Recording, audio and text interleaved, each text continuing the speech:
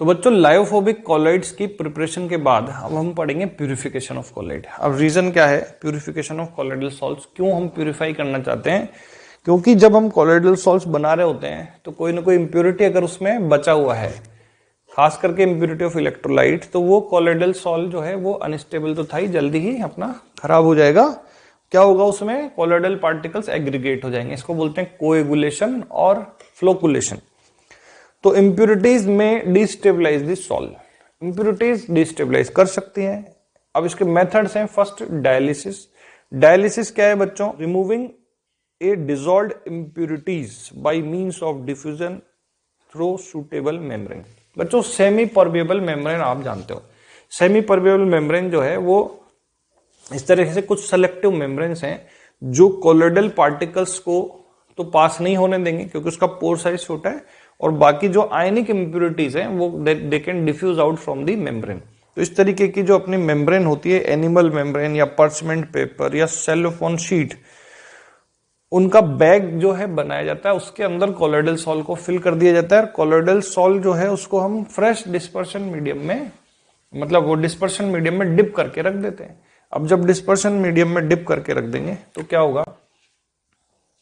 ये मान लो हमारा एक मेम्ब्रेन का बैग है जिसमें कॉलॉइडल पार्टिकल्स हैं और कुछ आयनिक इंप्योरिटीज भी हैं, जैसे प्लस माइनस आयनिक इंप्योरिटीज हैं जो कि हमें नहीं चाहिए थी, और हमें डर है कि इससे हमारा कॉलॉइडल सिस्टम खराब हो जाएगा, तो हमने इसको डिस्पर्शन मीडियम में हैंग करके रखा है, डिप करके। अब क्या होगा कि जो आयनिक इंप्योरिटीज होती हैं वो तो छोटे साइज के आयंस होते हैं, ट्रू सॉल्यूशन बनाए हुए हैं, तो आराम से इसमें से, इसके पोर्स में से बाहर निकलेंगे आयंस डिफ्यूजन से, क्योंकि यहाँ कॉन्सेंट्रेशन कम है, और डिफ्यूजन में क्या होता है, हाई, कोई भी चीज जो है पार्टिकल्स वो हाई कंसेंट्रेशन से लो कॉन्सेंट्रेशन की तरफ अपने आप जाते हैं, तो इस तरीके से आयंस तो बाहर आ जाएंगे, और इसके अंदर जो है वो आयंस की या इंप्योरिटी की कॉन्सेंट्रेशन कम हो जाएगी, और ये स्लो प्रोसेस है, इसको बोलते हैं डायलिसिस। अब हमें क्योंकि आयनिक इंप्योरिटीज को रिमूव करना है तो हम इसकी स्पीड बढ़ा सकते हैं, और फिर इसको बोलेंगे इलेक्ट्रोडायलिसिस। इसमें हम इलेक्ट्रोड्स लगा सकते हैं। तो इलेक्ट्रोड्स क्या होंगे? वो अपोजिटली चार्ज आयंस को ज्यादा जल्दी अट्रैक्ट करके ज्यादा स्पीड से बाहर निकालेंगे। तो नेगेटिवली चार्ज आयन जो है वो पॉजिटिव इलेक्ट्रोड अट्रैक्ट करके बाहर, मतलब जब अब मूवमेंट होगा वो होगा अंडर इलेक्ट्रिक फील्ड, तो obviously it will be it is a faster process, तो इलेक्ट्रोडायलिसिस इसे बोलते हैं। तो एक मेथड हो गया। आपने सुना होगा जो किडनी जिनकी खराब होती है ऐसे पेशेंट्स के बारे में, उनको डायलिसिस करवाना पड़ता है ब्लड का, क्योंकि किडनी में जो अपने नेफ्रॉन्स वगैरह होते हैं वो डिजाइंड होते हैं डायलिसिस प्रोसेस के लिए, वो ब्लड को प्यूरिफाई करते रहते हैं। अब वो किडनी अगर फंक्शनिंग उसकी खराब हो गई तो हमें आर्टिफिशियल डायलिसिस करवाना पड़ता है, जो कि काफी कॉस्ट उसकी होती है। वही डायलिसिस मेथड जो है हम इसको यूज कर रहे हैं। अब इस तरीके से हमारे पास जो कॉलॉइडल सॉल्ट इसमें बचेगा वो रिलेटिवली प्योर होगा, और उसके खराब होने का जो रिस्क होगा वो कम होगा। अब देखो अल्ट्रा फिल्ट्रेशन, जैसे सिंपल अपन फिल्टर करते हैं घर पे, चाय को फिल्टर करते हैं, उस तरीके से फिल्टर करते हैं लैब में भी। अब इस यहाँ पे हमारे पास कुछ स्पेशली डिजाइंड फिल्टर पेपर्स होते हैं, फिल्टर्स होते हैं जिनका पोर साइज ऐसा होता है कि उसमें कॉलॉइडल पार्टिकल्स पास नहीं हो सकते हैं, बाकी सब आयनिक इंप्योरिटीज निकल जाते हैं। तो हमने क्या किया, फिल्टर के ऊपर से कॉलॉइडल सॉल्ट को फिल्टर करने की कोशिश की, जो डिस्पर्शन मीडियम है वो नीचे निकल गया एज ए फिल्ट्रेट, उसमें सारी इंप्योरिटीज भी आ गई, कॉलॉइडल पार्टिकल जस्ट यहाँ बचे हुए, और तुरंत से हमने उन कॉलॉइडल पार्टिकल को एक फ्रेश डिस्पर्शन मीडियम में मिक्स कर दिया, और हमारे पास एक प्योर कॉलॉइडल सॉल्ट बन गया जिसके खराब होने की रिस्क कम होगी। तो उसके बाद important properties of colloidal salts. Important properties of colloidal salt ये हम पढ़ेंगे। इसमें आता है एक तो कॉलॉइडल सॉल्ट जो होता है ना, इसमें हेट्रोजीनियस कैरेक्टर होता है। मतलब आपसे कोई पूछे कि ये कॉलॉइड जो है वो होमोजीनियस मिक्सचर है या हेट्रोजीनियस मिक्सचर है, तो क्या बोलेंगे? हेट्रोजीनियस मिक्सचर है। दूसरा, कॉलॉइड्स की जो solution and colligative properties chapter में हमने कॉलिगेटिव प्रॉपर्टीज के बारे में पढ़ा है, वो कॉलिगेटिव प्रॉपर्टीज बहुत ही नेग्लिजिबल होती हैं इसमें कॉलॉइड्स में, क्योंकि यहाँ पार्टिकल्स बड़े हैं और मोलर मास ज्यादा है, और कॉलिगेटिव प्रॉपर्टीज मोलर मास से इनवर्सली रिलेटेड होती हैं। तो यहाँ पे जो कॉलिगेटिव प्रॉपर्टीज हैं वो इनसिग्निफिकेंट होती है, इनसिग्निफिकेंट, क्योंकि due to high molar mass of colloidal particles. अब बात करते हैं बच्चों ऑप्टिकल प्रॉपर्टीज की। तो ऑप्टिकल प्रॉपर्टीज में हम देखेंगे specially Tyndall effect. Tyndall effect क्या होता है, देखो अंधेरे कमरे में रोशनदान से जब लाइट आ रही होती है तो उसके पाथ में पार्टिकल्स जो है वो जिगजैग मोशन में मूविंग ब्राउनियन मोशन करते दिखते हैं, और वो जो पूरा पाथ है वो चमकदार इल्यूमिनेटेड दिखता है। अब वो ग्लो क्यों करने लगता है पाथ, क्योंकि वहां पे होता है डिफ्रैक्शन ऑफ लाइट। तो कोलोइडल पार्टिकल जो है वो जो लाइट है उसको डिफ्रैक्शन उसका करते हैं, और उसकी वजह से लाइट की स्कैटरिंग हो रही है, और लाइट की स्कैटरिंग होने से उसका जो पाथ है वो हमें चमकदार दिखता है, और कोलोइडल पार्टिकल भी एकदम ग्लिटर करते हुए दिखते हैं। तो ये जो इफेक्ट है इसको बोलते हैं टिंडल इफेक्ट। इसकी खास बात क्या है कि जो स्कैटरिंग ऑफ लाइट है वो वेवलेंथ पे डिपेंड करती है, किस एंगल पे स्कैटरिंग होती है। तो जितना वेवलेंथ कम होगा स्कैटरिंग एंगल उतना ही ज्यादा होता है, ये तुम्हें पता होगा। तो ब्लू कलर की लाइट की स्कैटरिंग सबसे ज्यादा होती है क्योंकि उसकी वेवलेंथ मिनिमम है, और रेड कलर की लाइट की स्कैटरिंग सबसे कम होती है क्योंकि उसकी वेवलेंथ ज्यादा होती है। इसलिए जो डेंजर वाला साइन है वो रेड कलर को बनाया गया है, और ऑपरेशन थिएटर के बाहर भी रेड बल्ब लगा होता है ना, और रेलवे ट्रैक्स पे भी रेड लाइट से सिग्नल दिए जाते हैं डेंजर के। क्यों? क्योंकि रेड कलर की स्कैटरिंग कम होती है, और जो अपना एयर है वो एक कोलोइडल सॉल है, colloidal sol of dust particle है। इसमें डस्ट पार्टिकल जो है लाइट की स्कैटरिंग करते हैं एयर में, तो रेड लाइट ज्यादा डिस्टेंस ट्रेवल कर सकती है, ब्लू लाइट जल्दी ही वो उसकी स्कैटरिंग हो जाती है, और वो उसकी इंटेंसिटी जल्दी ही डिक्रीज होती है। तो ज्यादा दूर तक रेड कलर को देखा जा सकता है डस्टी एयर में। अब हमें इससे क्या क्या लेना देना है, एक तो हमें प्रॉपर्टी का पता लग गया, कोलोइडल सॉल्ट जो है वो उसमें टिंडल इफेक्ट होता है स्कैटरिंग ऑफ लाइट की वजह से, क्योंकि कोलोइडल पार्टिकल्स का जो साइज रेंज होता है वो बाई चांस विजिबल लाइट के वेवलेंथ के रेंज में होता है, और इस वजह से वो पार्टिकल विजिबल लाइट को डिस्टर्ब करते हैं, उसको स्कैटर करते हैं। अब एक और बात है, कोलोइडल पार्टिकल्स की जो साइज है उसके हिसाब से स्कैटरिंग होगी। अगर कोलोइडल पार्टिकल छोटे हैं तो कम वेवलेंथ की लाइट की स्कैटरिंग ज्यादा करेंगे, और कोलोइडल पार्टिकल बड़े हैं तो ज्यादा वेवलेंथ की लाइट की स्कैटरिंग ज्यादा करेंगे। इस वजह से जिसकी स्कैटरिंग ज्यादा होगी, तो जब आप कोलोइडल सॉल को बाहर से 90 डिग्री से ऑब्जर्व कर रहे हो, लाइट जैसे मान लो ऐसे समझना, यहां कोलोइडल सॉल रखा हुआ है, लाइट इधर से जा रही है, इसमें पास हो रही है, और आप सामने से ऑब्जर्व कर रहे हो 90 डिग्री से, मतलब आपका और लाइट के पास होने का एंगल 90 डिग्री है। तो जिस कलर की स्कैटरिंग सबसे ज्यादा होगी वो आपको वो कलर का दिखाई देगा सॉल। अगर इसने रेड लाइट को स्कैटर कर दिया जाता तो आपको रेड दिखेगा, और अगर इसने ब्लू लाइट की स्कैटरिंग ज्यादा की तो आप तक तो ब्लू ज्यादा पहुंचेगा ना, क्योंकि स्कैटरिंग किसकी ज्यादा हो रही है, ब्लू की, तो आपको ये ब्लू दिखेगा। तो पार्टिकल साइज के हिसाब से भी इसका सॉल का कलर हमको अलग अलग अपीयर होते हैं। क्यों? कि छोटे पार्टिकल्स जो होते हैं वो ब्लू कलर की लाइट की स्कैटरिंग ज्यादा करेंगे, इसलिए आपको ब्लू दिखेगा, और अगर बड़े पार्टिकल होंगे तो रेड कलर दिखेगा। एक और बात है, अगर आप उसको सामने से देखोगे तो बात बदल जाएगी, क्योंकि जिस कलर की स्कैटरिंग ज्यादा हो रही है वो ज्यादा आपकी तरफ पहुंच रहा है 90 डिग्री पे, तो जिसकी स्कैटरिंग कम हो रही है वो सीधा ज्यादा निकलेगा, तो उधर वाले पर्सन का ऑब्जर्वेशन अलग आएगा। इसलिए कोलोइड को अगर अपन अलग अलग एंगल से देखेंगे तो अलग अलग दिखाई देगा। ठीक है, तो एक बात तो ये होगी कि जो कोलोइडल पार्टिकल्स की साइज है उसका रोल होता है कि हम कहां से क्या कलर ऑब्जर्व कर रहे हैं कोलोइड का।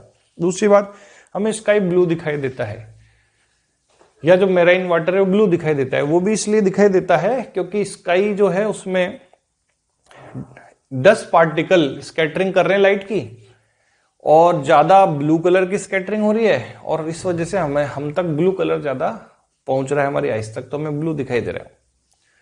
जो मेराइन वाटर है उसमें भी स्कैटरिंग हो रही है, ब्लू कलर की ज्यादा हो रही है, इसलिए हमें सब तरफ वो ब्लू कलर दिखा रहा है, वो डोमिनेटिंग कलर ब्लू है उसका। अब इवनिंग में सन रेड क्यों दिखाई देता है हॉराइजन पे जाके? क्योंकि इवनिंग में जो सनलाइट है वो जब हम तक आ रही है तो वो एटमॉस्फेयर में बहुत ज्यादा डिस्टेंस ट्रेवल कर रही है एज कंपेयर टू जब सन अब ओवरहेड था। मतलब सन जब टॉप पे था या ऊपर था तो वो जितना जैसे अपना है, मान लो एटमॉस्फेयर में डस्ट ज्यादातर मान लो 20 किलोमीटर तक है, तो 20 किलोमीटर ही उसको ट्रेवल करना है एयर में, डस्टी एयर में, और इधर जो है वो थाउजेंड्स ऑफ किलोमीटर्स से चलती हुई लाइट डस्ट में आ रही है आप तक, तो स्कैटरिंग वहां पे रिलेटिवली ज्यादा हुई है। और उस समय जब ब्लू कलर की स्कैटरिंग हो गई और हम सामने से सन को देख रहे हैं तो हमें रेड इसलिए दिखेगा कि हम तक रेड कलर की लाइट या उससे रिलेटेड कलर ज्यादा पहुंच रहे हैं और ब्लू कलर ज्यादा स्कैटर हो रहे हैं। तो ये भी क्वेश्चन होता है जो हमारे इस चैप्टर से रिलेटेड है कि why sun appears orange red in evening, तो due to scattering of light, उसको आप समझा सकते हो। अब ये जो टिंडॉल इफेक्ट है ये तब ज्यादा होता है जब difference between refractive index of dispersion medium and disperse phase ज्यादा हो। अगर भाई डिस्पर्स फेज डिस्पर्शन मीडियम एक दूसरे से मैच करते हुए होंगे तो स्कैटरिंग कम होगी, और ज्यादा मिसमैच करते होंगे तो स्कैटरिंग ज्यादा होगी। तो लायोफोबिक में मिसमैचिंग ज्यादा है, तो इसलिए लायोफोबिक कॉलेट्स में स्कैटरिंग ज्यादा होती है, लायोफिलिक कॉलेट्स में स्कैटरिंग कम होती है। टिंडॉल इफेक्ट के एग्जांपल है blue colour of sky and sea water, visibility of tail of comets, light thrown from a projector in cinema hall. देखा होगा सिनेमा हॉल में पहले प्रोजेक्टर से चलता था, कहीं कहीं अभी भी चलता है, तो उसके जो पाथ है अपन को इल्यूमिनेटेड दिखता है। Appearance of dust particle in semi dark room. Application of Tyndall effect in making ultra microscope and in finding heterogeneity of solution. भाई आप टिंडॉल इफेक्ट से चेक कर सकते हो कि सॉल्यूशन जो है आपका मिक्सचर होमोजेनियस है कि हेट्रोजेनियस है। देखो अगर उसमें से लाइट पास की और हमें उसका पाथ चमकता हुआ नहीं दिखा, इसका मतलब उस लाइट की रेस को किसी ने डिस्टर्ब नहीं किया, it means it is homogeneous. और हमें वो पूरा पाथ ग्लोइंग दिख रहा है, ग्लिटरिंग दिख रहा है, तो इट मीन्स ये कोलोइडल सॉल है। जैसे गम लें अपन पानी में, गोंद ग्लू, और उसको चेक करना है कि होमोजेनियस हेट्रोजेनियस, डार्क रूम में उससे लाइट पास करो, ठीक है, टॉर्च से। अगर उस टॉर्च डालने से जो पाथ है वो आपको पूरा दिख रहा है, इट मीन्स वहां पे कुछ पार्टिकल्स हैं जो रिफ्लेक्ट कर रहे हैं, डिफ्रैक्शन हो रहा है, तो आपको दिख रहा है, तो वो हेट्रोजेनियस कोलोइडल सिस्टम है। अब देखो बच्चों मैकेनिकल प्रॉपर्टीज। मैकेनिकल प्रॉपर्टीज में क्या है, ब्राउनियन मोमेंट पढ़ना है। तो जो कोलोइडल पार्टिकल्स हैं वो हमेशा चलते रहते हैं, मूव करते रहते हैं स्ट्रेट लाइन में, और फिर कॉलिजन के बाद उनका डायरेक्शन चेंज होता है, इसलिए कंटिन्यूसली वो जिगजैग मोशन में चल रहे होते हैं। अब क्यों चल रहे होते हैं जिगजैग मोशन में, क्योंकि उनके पास इतनी काइनेटिक एनर्जी होगी। कहां से आई होगी काइनेटिक एनर्जी, कौन देगा काइनेटिक एनर्जी, कोलोइडल पार्टिकल को डिस्पर्शन मीडियम के मॉलिक्यूल्स टकरा टकरा के काइनेटिक एनर्जी प्रोवाइड करते हैं। और क्योंकि अगर वो परफेक्ट स्फेरिकल होता और सब तरफ से एक साथ एक इस तरीके से सिमेट्रिकल कॉलिजन होती तो उस पर कोई इफेक्ट नहीं आता, लेकिन कॉलिजन भी अलग अलग टाइम पे अलग अलग जगह से हो रही है, उसकी शेप भी परफेक्टली स्फेरिकल तो है नहीं, इसलिए कहीं ना कहीं उस पर कोई ना कोई नेट फोर्स काम कर रहा है और उसको ड्राइव कर रहे हैं, इसलिए वो चल रहे होते हैं। और वो इतने लाइट हैं पार्टिकल की अंडर इन्फ्लुएंस ऑफ ग्रेविटी वो सस्पेंड भी नहीं हो रहे हैं, इसलिए वो कंटिन्यूसली मूविंग है। और इनफैक्ट ये जो ब्राउनियन मोशन है यही कोलाइड्स की स्टेबिलिटी बनाए रखता है। तो अब ये कैसे ब्राउनियन मोशन किस किस पे डिपेंड करता है, देखो तो साइज ऑफ कोलाइडल पार्टिकल बड़ा होगा तो दिक्कत आएगी उसको, मोशन में गिर जाएगा नीचे, ग्रेविटी कैप्चर कर लेगा उसे, तो इसलिए साइज ऑफ कोलाइडल पार्टिकल बढ़ने से ब्राउनियन मोशन कम हो जाता है, इसलिए कोलाइड की स्टेबिलिटी डिक्रीज हो जाती है।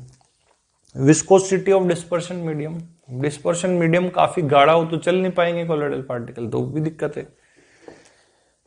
और फिर है टेम्परेचर, टेम्परेचर बढ़ाने से कोलोइडल पार्टिकल्स की काइनेटिक एनर्जी बढ़ेगी, और काइनेटिक एनर्जी जब बढ़ेगी कोलोइडल पार्टिकल्स की तो उनका मोशन बढ़ेगा।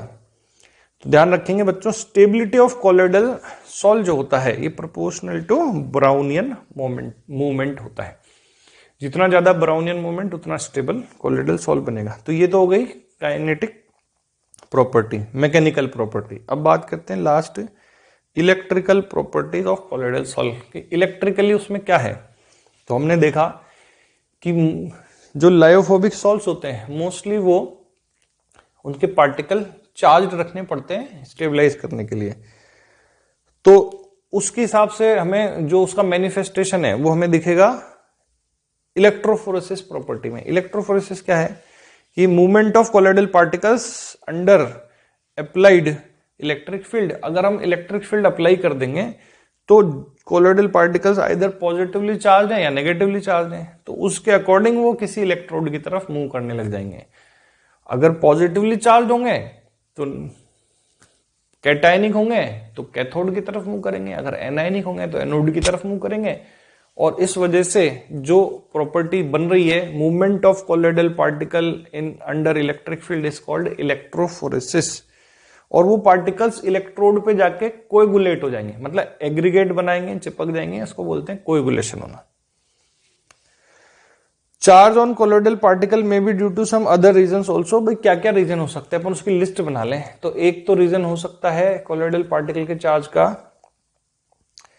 ब्रेडिक्स आर्क मेथड में इलेक्ट्रॉन जब हमने स्पार्किंग की थी तो वहां जो ब्रेडिक्स आर्क मेथड में मेटल की रॉड्स की स्पार्किंग से जो मेटल के कोलॉइडल पार्टिकल्स बने थे वो उसी स्पार्किंग एनवायरनमेंट में इलेक्ट्रॉन कैप्चर करके नेगेटिवली चार्ज हो जाते हैं। फिर due to friction in case of flowing colloidal salt, जैसे रिवर्स है ना, या नालियां हैं, इसमें पानी लगातार बह रहा है तो उसके अंदर एक इंटरनल फ्रिक्शन भी हो रहा है और उससे भी चार्ज डेवलप होता है। फिर सेल्फ डिसोसिएशन, जैसे मिसाइल्स में हमने पढ़ा था कि उसकी जो कैटायनिक डिटर्जेंट है तो उसकी जो आउटर लेयर होगी मिसाइल की वो कैटायनिक होगी, और एनायनिक डिटर्जेंट या सोप है तो लास्ट लेयर उसकी नेगेटिवली चार्ज होगी क्योंकि उसका जो काउंटर आयन है उसको छोड़ के चला गया, तो सेल्फ डिसोसिएशन से आ सकता है। फिर पेप्टाइजेशन में हमने देखा एडसॉर्प्शन से आ सकता है, पेप्टाइजेशन में, क्योंकि FeOH3 का सॉल्ट जब बनाया था तो उसमें पेप्टाइजिंग एजेंट क्या डाला था हमने, FeCl3।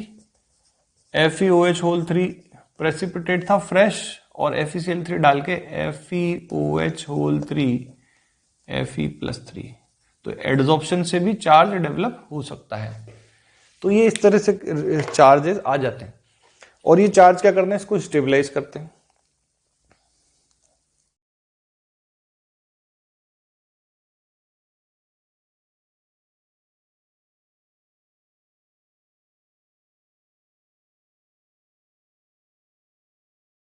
अब एक कॉन्सेप्ट है इलेक्ट्रिकल डबल लेयर थ्योरी और Helmholtz electric double layer concept. ये इसको हमें कोलॉइड की स्टेबिलिटी को समझाता है। कैसे, देखो इसमें इस थ्योरी में ये बताया कि जो कोलॉइडल पार्टिकल है, जैसे सिल्वर आयोडाइड का कोलॉइडल सॉल्ट है, तो हमने अगर इसमें के जब बनाया था इसे, जैसे AgNO3 प्लस Ki को मिक्स किया और इससे हमें बना AgI का फ्रेश प्रेसिपिटेट, जिसमें हमने अगर AgNO3 ज्यादा डाल दिया तो लास्ट लेयर Ag की बन जाएगी, और अगर Ki को एक्सेस में ले लिया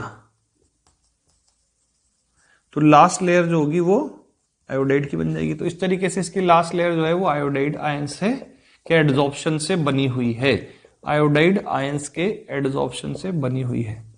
नेगेटिवली चार्ज कोलॉइडल पार्टिकल, इसको बोलते हैं फिक्स्ड लेयर और प्राइमरी लेयर। फिक्स्ड लेयर ये तो इसके ऊपर परमानेंटली जुड़ी हुई है। अब क्या है कि इसके आसपास, क्योंकि ये नेगेटिव चार्ज है, तो कैटायनिक लेयर जो पोटेशियम आयन है वो भी इकट्ठे हो गए हैं, लेकिन ये है डिफ्यूज्ड लेयर, ये मोबाइल लेयर है। मतलब ये पार्टिकल्स तो यहीं तक है, तो इसके आसपास वैसे ही जैसे नेगेटिवली चार्ज है, ये सेलिब्रिटी है तो इसके आसपास भीड़ इकट्ठा हो जाती है, वैसे लोग इकट्ठा हो गए, पॉजिटिवली चार्ज कैटायन इकट्ठे हो गए, तो ये बन गई इसकी डिफ्यूज्ड लेयर और सेकेंडरी लेयर।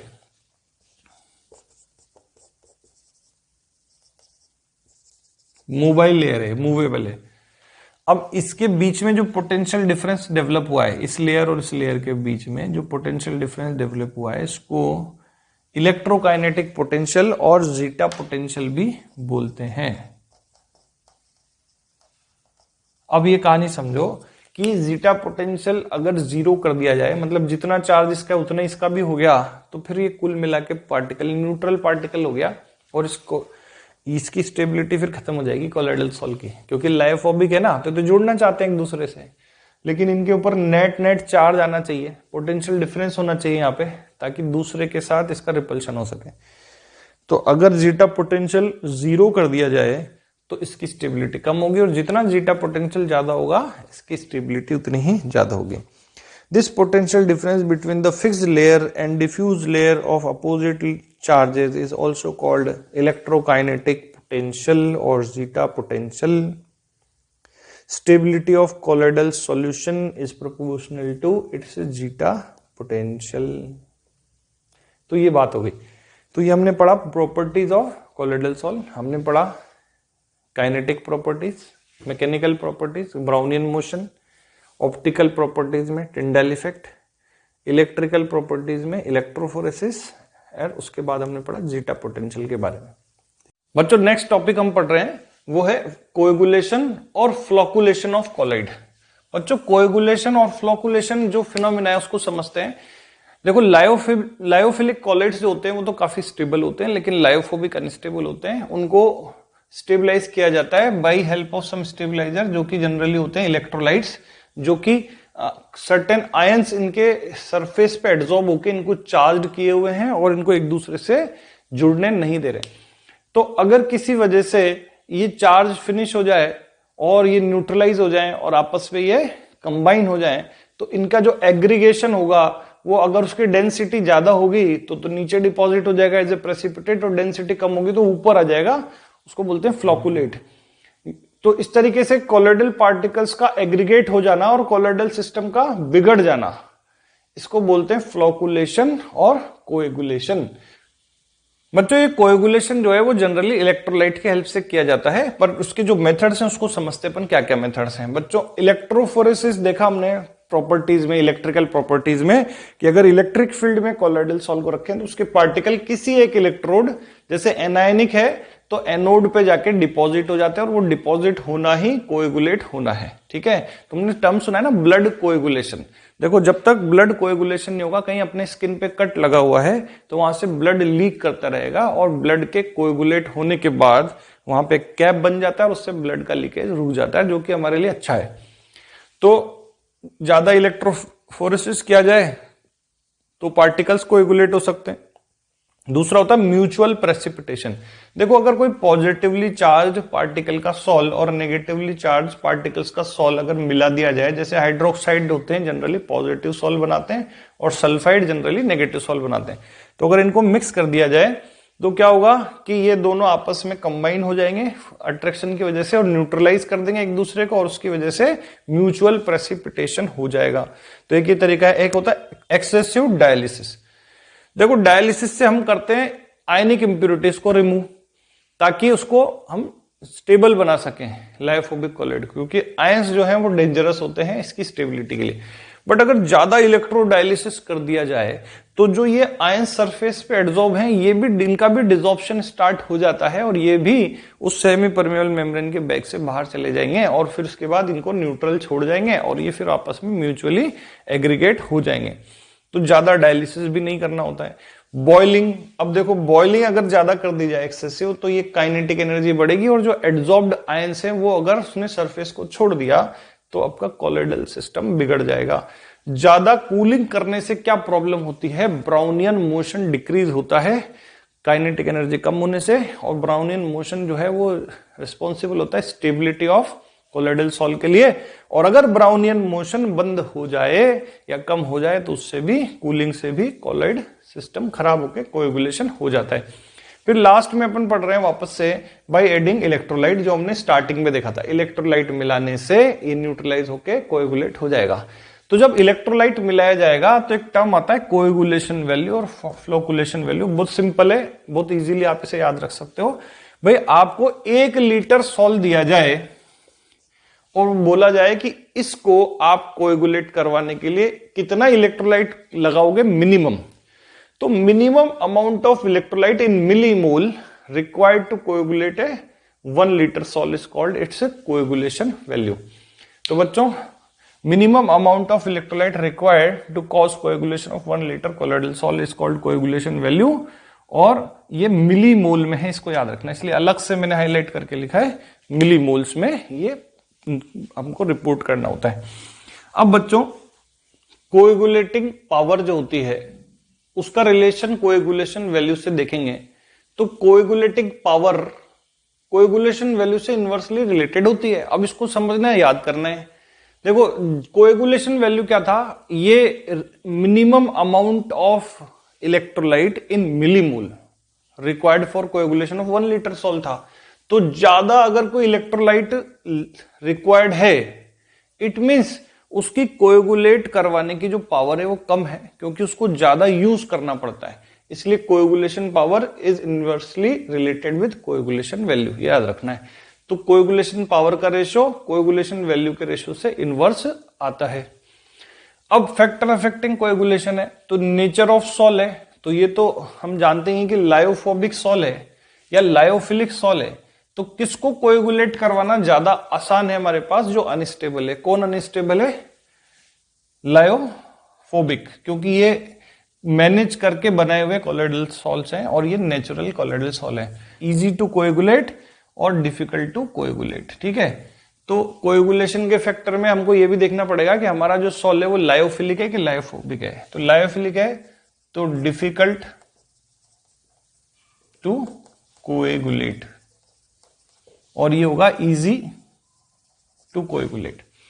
अब नेचर ऑफ इलेक्ट्रोलाइट, तो नेचर ऑफ इलेक्ट्रोलाइट में क्या देखना है, देखो कोएगुलेटिंग पावर है ना, स्ट्रॉन्गर इलेक्ट्रोलाइट की ज्यादा होगी क्योंकि ज्यादा आयंस देता है, वीकर इलेक्ट्रोलाइट की कम होगी क्योंकि कम आयंस देता है। ठीक, दूसरी बात जो है इसमें increases with charge of the ions. देखो ज्यादा चार्ज होगा अगर आयंस का, और वो ज्यादा चार्ज इसलिए ज्यादा इफेक्टिव रहेगा न्यूट्रलाइज करने में, क्योंकि कोलोइडल पार्टिकल्स को न्यूट्रलाइज ही तो करना है कोएगुलेशन के लिए। तो ज्यादा चार्ज मतलब ज्यादा इफेक्टिव फॉर न्यूट्रलाइजेशन।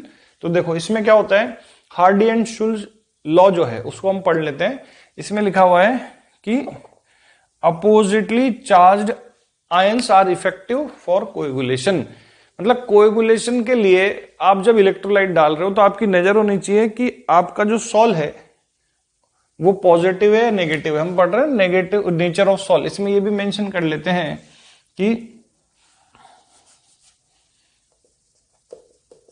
पॉजिटिव और नेगेटिव सॉल, इसका भी तो फर्क पड़ेगा, क्योंकि पॉजिटिव सॉल होगा तो उसमें अपोजिटली चार्ज आयन मतलब नेगेटिव आयन इफेक्टिव होंगे उसके कोएगुलेशन के लिए, और नेगेटिव सॉल होगा तो उसके लिए पॉजिटिव आयन इफेक्टिव होंगे। जैसे अगर FeOH3 का सॉल है तो हाइड्रोक्साइड सॉल जो होते हैं वो पॉजिटिवली चार्ज होते हैं, तो उसमें हमको कोएगुलेशन जो होती कोएगुलेटिंग पावर होती है उसको कंपेयर करना हो तो हम कौन से आयन को देखें। तो पहले तो इस पे साइन बना लें कि ये पॉजिटिव सॉल है, तो हम देखेंगे नेगेटिव आयन पे फोकस करेंगे। तो -3, -2 और -1 अलग अलग टाइप के नेगेटिव आयंस हैं। तो उसके लिए इसमें एक दूसरा पॉइंट बताया हार्डी एंड शुल्ज रूल में कि coagulating power is proportional to charge of ion to the power 3 to 4। मतलब coagulating power greatly increases with charge of the effective ion. जो आयन कोएगुलेट कराने के लिए रिस्पॉन्सिबल है उसका चार्ज इंक्रीज करने से कोएगुलेटिंग पावर काफी ज्यादा बढ़ती है। मतलब वैलेंसी की पावर 3 से 4 या इसके आसपास चलता है। मतलब अगर आप चार्ज को डबल कर दोगे तो कोएगुलेटिंग पावर डबल नहीं होगी, वो 8 टाइम्स, 16 टाइम्स या 20 टाइम्स और ज्यादा। इसको लिख सकता हूं मैं 3 to 5, और जैसे एनसीईआरटी में एग्जाम्पल लिखा है कि अगर हम चार्ज को डबल कर दें तो कोएगुलेटिंग पावर 20 से 80 टाइम्स तक इंक्रीज हो जाती है। तो वो तो काफी ज्यादा इंक्रीज हो रही है कोएगुलेटिंग पावर, इसलिए डायरेक्टली प्रोपोर्शनल नहीं, उसकी कुछ पावर 3 से 5, 6 तक वो आ सकता है डिपेंडिंग ऑन डिफरेंट एग्जाम्पल्स। अब देखो coagulation of FeOH3 positive sol है, तो अब मुझे वैलेंसी पे फोकस करना है किसकी, अपोजिटली चार्ज आयन की, क्योंकि पहला पॉइंट है oppositely charge ions are effective for coagulation and coagulating power increases with charge of the ion. तो -3, -2, -1, तो -3 चार्ज है, पॉजिटिव सॉल के लिए सबसे ज्यादा इफेक्टिव होगा, तो इसकी कोएगुलेटिंग पावर इससे काफी ज्यादा 100-200 गुना ज्यादा होगी, इसलिए ज्यादा इफेक्टिव है। तो इस तरह के क्वेश्चन आएंगे important, give order of coagulating power और कोएगुलेशन वैल्यू। तो ये देखना उल्टा रहेगा, रिवर्स, इनवर्सली रिलेटेड है। अब देखो ये सल्फाइड सॉल है, तो सल्फाइड सॉल कैसा होता है, निगेटिवली चार्ज होते हैं सल्फाइड सॉल। तो उसमें हमें फोकस करना रहेगा positive ion of the electrolyte. तो ये सोडियम प्लस है, कैल्शियम +2 है, यहाँ एल्यूमिनियम +3 है। तो हम देखेंगे कि नेगेटिव सोल के लिए हम कैटायन पे फोकस करें, एनायन पे नहीं करें। ठीक है, तो कैटायन का चार्ज बढ़ने से कोएगुलेटिंग पावर बढ़ती है, और अगर ये कोएगुलेटिंग पावर का ऑर्डर है तो एल्यूमिनियम +3 की कोएगुलेटिंग पावर यहाँ पे हाईएस्ट निकल के आएगी। तो इस तरह के क्वेश्चन कर लेना। यहाँ पे मैं फिर से लिख देता हूं इंपॉर्टेंट। उसमें देखना क्या है आपको, सबसे पहले इसका चार्ज। तो चार्ज के लिए आपको टेबल बताइए कि हाइड्रोक्साइड और ऑक्साइड जो होते हैं लायोफोबिक में, वो जनरली पॉजिटिवली चार्ज सॉल्ट होते हैं, और सल्फाइड सॉल्ट जो होते हैं या मेटल के सॉल्ट जो होते हैं वो नेगेटिवली चार्ज सॉल्ट होते हैं।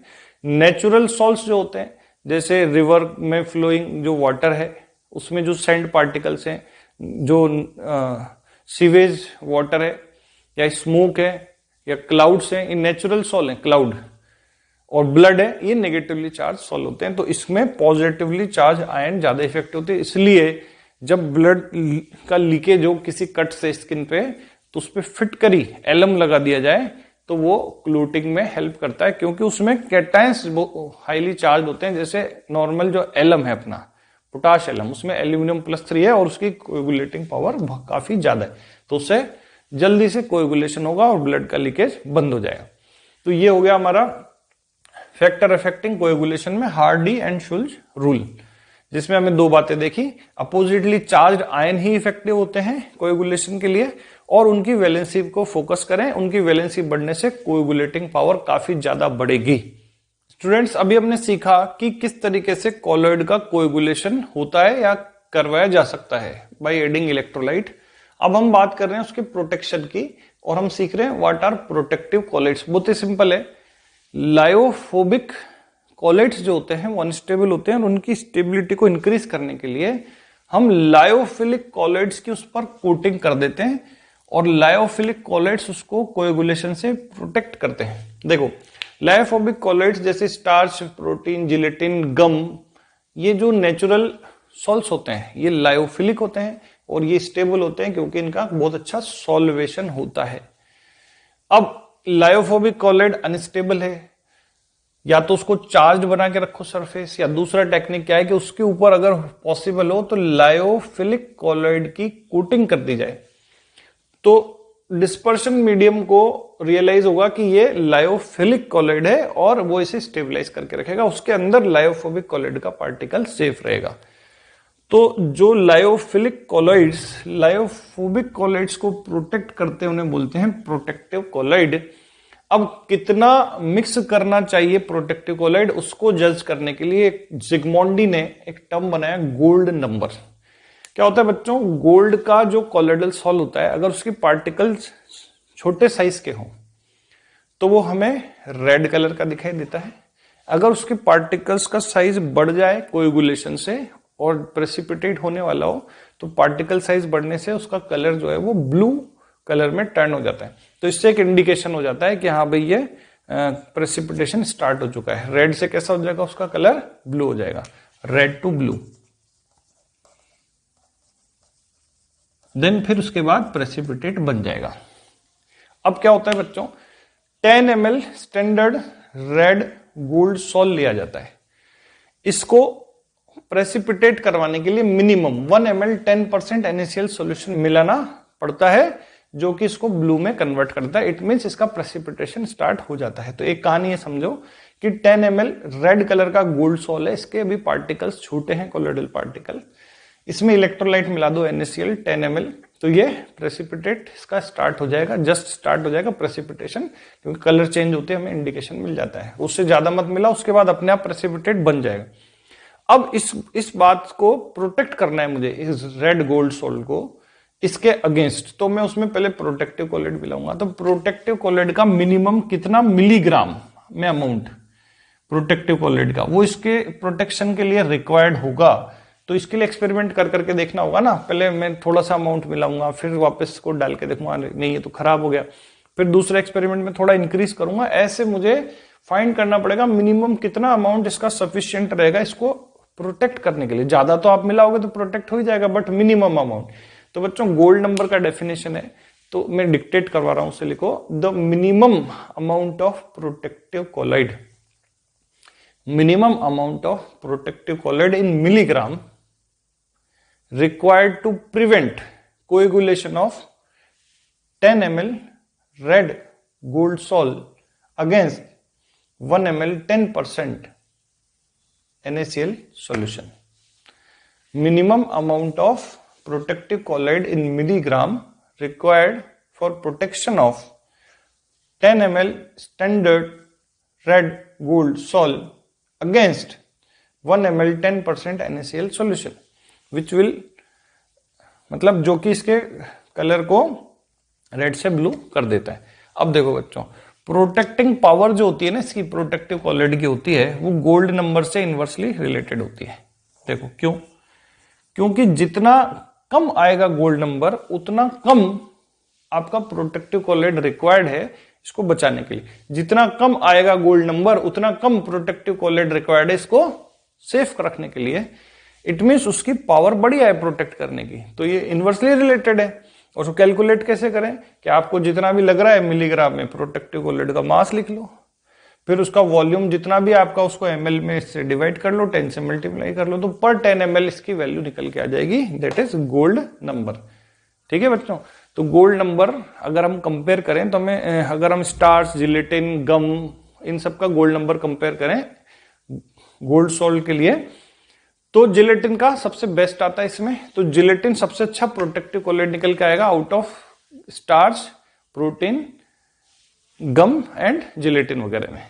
तो इसलिए जिलेटिन से गोल्ड सॉल्ट को प्रोटेक्ट किया जाता है। बच्चों जिलेटिन जो है वो आइसक्रीम जो होती है उसके प्रिपरेशन में भी यूज किया जाता है।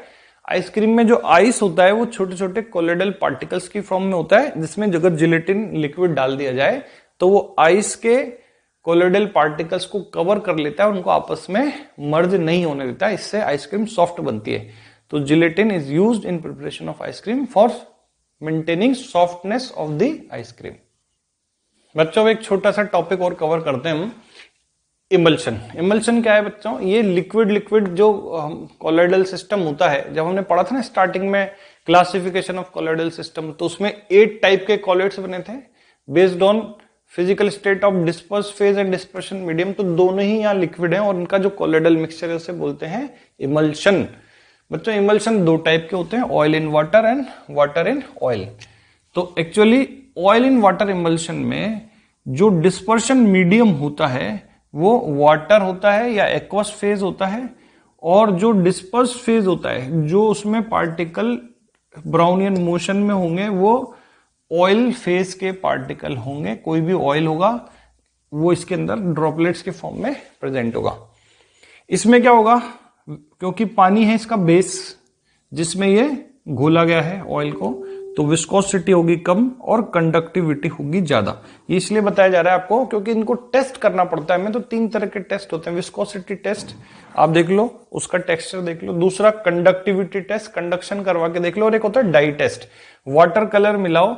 अगर डिस्पर्शन मीडियम ने कलर को, मतलब डिस्पर्शन मीडियम कलर्ड हो गया, तो इसका मतलब हम कह सकते हैं कि इसमें ज्यादा वाटर है, वाटर कलर मिलाने पर। फिर मिल्क और बॉडी लोशन इसके एग्जाम्पल है। और वाटर इन ऑयल इमल्शन में, ऑयल तो इसका होता है डिस्पर्शन मीडियम ज्यादा अमाउंट में, और थोड़ा अमाउंट में डिस्पर्स फेज के फॉर्म में इसमें एक्वस फेज होता है वाटर, और इसकी ऑब्वियसली ऑयल है इसलिए विस्कोसिटी ज्यादा होगी, ऑयल फेज है ये। और कंडक्टिविटी कम होगी, और कोल्ड क्रीम्स जैसे बोरोलिन क्रीम होती है, इसका एग्जांपल है।